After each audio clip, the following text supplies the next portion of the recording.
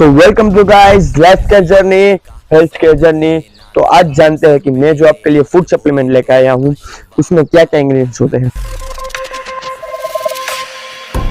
सबसे पहला इसमें भृंगराज होता है।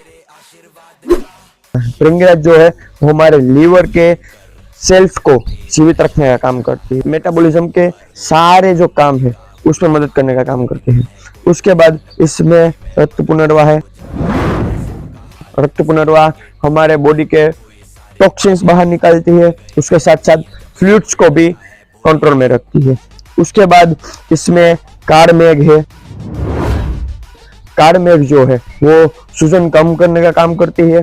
उसके साथ साथ हमारा जो लीवर है उसको टॉक्सिन से बचाने का काम करती है। तो जुड़े रहिए इसी की तरह। मैं फिर से आपके पास लीवर की जो मैं फूड सप्लीमेंट लेके आया हूँ उसकी और जानकारी के बारे में और उनके क्या इंग्रेडिएंट्स है वो लेके आऊंगा आपके लिए नेक्स्ट वीडियो में। तब तक के लिए good health in your hands.